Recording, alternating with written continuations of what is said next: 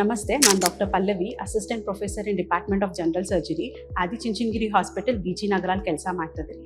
ನಮ್ಮ ಡಿಪಾರ್ಟ್ಮೆಂಟಲ್ಲಿ ಹಲವಾರು ತೊಂದರೆಗಳಿಗೆ ನಾವು ಶಸ್ತ್ರಚಿಕಿತ್ಸೆ ಕೊಡ್ತಿದ್ದೀವಿ. ಏನಂದರೆ ಹರ್ನಿಯಾ, ಅಪೆಂಡಿಕ್ಸ್ ಆಗಿರ್ಬೋದು, ವೆರಿಕೋಸ್ ವೇನ್ ಆಗಿರ್ಬೋದು, ಕರಳಿಗೆ ಸಂಬಂಧಪಟ್ಟಿದ್ದಾಗಿರ್ಬೋದು, ಇಲ್ಲ ಪಿತ್ತಕೋಶದಲ್ಲಿ ಕಲ್ಲಿರ್ಬೋದು, ಇದಕ್ಕೆಲ್ಲ ನಾವು ಓಪನ್ ಅಥವಾ ಲ್ಯಾಪ್ರೋಸ್ಕೋಪಿಗೆ ಸಂಬಂಧಪಟ್ಟಂಗೆ ಶಸ್ತ್ರಚಿಕಿತ್ಸೆ ಮಾಡ್ತೀವಿ. ಇವತ್ತು ನಾನು ಹೆಂಗಸರಲ್ಲಿ ಸಾಮಾನ್ಯವಾಗಿ ಕಂಡುಬರೋ ಅಂಥ ತೊಂದರೆ ಏನಂದರೆ ಸ್ತನದಲ್ಲಿ ಗಂಟು. ಇದ್ರ ಬಗ್ಗೆ ಮಾತಾಡ್ತಿದ್ದೀನಿ. ಕೆಲವರು ಗಂಟು ಅಂದ ತಕ್ಷಣ ಏನು ಅನ್ಕೋತಾರೆ, ಅದು ಕ್ಯಾನ್ಸರ್ ಗಂಟು ಅಂತ ಅನ್ಕೋತಾರೆ. ಎಲ್ಲ ಗಂಟು ಕ್ಯಾನ್ಸರ್ ಆಗಿರಲ್ಲ.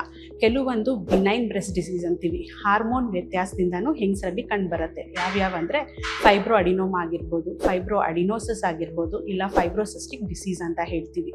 ಇನ್ನು ಕೆಲವು ಗಂಟುಗಳು ಕ್ಯಾನ್ಸರ್ ಆಗಿರುತ್ತೆ. ಕ್ಯಾನ್ಸರ್ ಅಂತ ನೀವು ಯಾವಾಗ ಅನುಮಾನ ಪಡಬೇಕು ಅಂತಂದರೆ, ಗಂಟು ದೊಡ್ಡದಾಗ್ತಿದ್ರೆ, ಇಲ್ಲ ಅಂದರೆ ತೊಟ್ಟಿನಲ್ಲಿ ರಕ್ತ ಬರ್ತಿದ್ರೆ, ಇಲ್ಲ ತೊಟ್ಟು ಒಳಗೆ ಹೋಗಿದ್ರೆ, ಇವು ಕ್ಯಾನ್ಸರ್ ಅಂಶಗಳಾಗಿರ್ಬೋದು. ಇಂಥ ಪೇಷಂಟ್ಗಳು ನಮ್ಮಲ್ಲಿ ಬಂದಾಗ ನಾವು ಅವ್ರಿಗೆ ಸ್ಕ್ಯಾನಿಂಗ್, ಎದೆದು ಸ್ಕ್ಯಾನಿಂಗು ಮತ್ತು ಎದೆದು ಎಕ್ಸ್ರೇ ಅಂದರೆ ಮ್ಯಾಮೋಗ್ರಫಿ ಅಂತ ಹೇಳ್ತೀವಿ, ಅದನ್ನು ಮಾಡಿಸ್ತೀವಿ.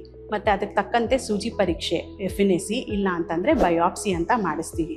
ಇದರಲ್ಲಿ ನಮಗೆ ಗಂಟು ಒಳ್ಳೇದಾ ಅಥವಾ ಕೆಟ್ಟದಾ ಅಂತ ಗೊತ್ತಾಗುತ್ತೆ. ಒಳ್ಳೆ ಗಂಟು ಅಂತ ಬಂದಲ್ಲಿ ಅವ್ರಿಗೆ ಸಣ್ಣ ಶಸ್ತ್ರಚಿಕಿತ್ಸೆಯಲ್ಲಿ ಗುಣಪಡಿಸ್ತೀವಿ. ಹಿಂದಿನ ದಿನ ಅಡ್ಮಿಟ್ ಆಗಿ ನೆಕ್ಸ್ಟ್ ಡೇ ಆಪ್ರೇಷನ್ ಮಾಡಿಸ್ಕೊಂಡು ಏನೂ ತೊಂದರೆ ಇಲ್ಲ ಅಂತಂದರೆ ಮರುದಿನನೇ ಡಿಸ್ಚಾರ್ಜ್ ಮಾಡ್ತೀವಿ. ಇನ್ನು ಕೆಲವರಲ್ಲಿ ಪರೀಕ್ಷೆಯಲ್ಲಿ ಕ್ಯಾನ್ಸರ್ ಅಂತ ಬಂದರೆ ಹೆದರ್ಕೋಬೇಕಾಗಿಲ್ಲ. ಅವ್ರು ನಮ್ಮಲ್ಲಿ ಬಂದು ತೋರಿಸ್ಕೊಂಡಲ್ಲಿ ಸಂಪೂರ್ಣವಾಗಿ ಗುಣಮುಖ ಮಾಡಿಕೊಡೋ ಅಂಥ ವ್ಯವಸ್ಥೆ ನಮ್ಮಲ್ಲಿದೆ.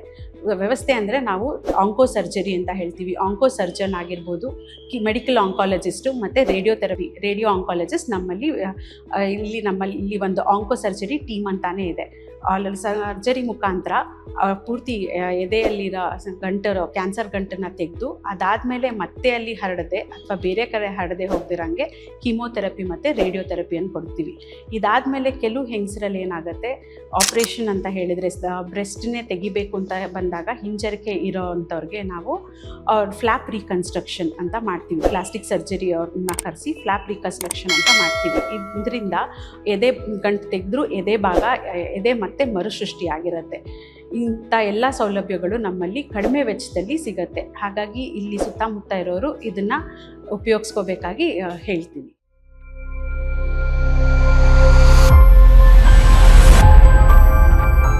ಆರೋಗ್ಯ ಸಂಬಂಧಿಸಿದ ಹೆಚ್ಚಿನ ಮಾಹಿತಿಗಾಗಿ ಆದಿಚುಂಚನಗಿರಿ ಹಾಸ್ಪಿಟಲ್ ಯೂಟ್ಯೂಬ್ ಚಾನೆಲ್ನ ಸಬ್ಸ್ಕ್ರೈಬ್ ಮಾಡಿ. ಹಾಗೆ ಫೇಸ್ಬುಕ್ ಮತ್ತು ಇನ್ಸ್ಟಾಗ್ರಾಂನಲ್ಲಿ ತಪ್ಪದೇ ಫಾಲೋ ಮಾಡಿ.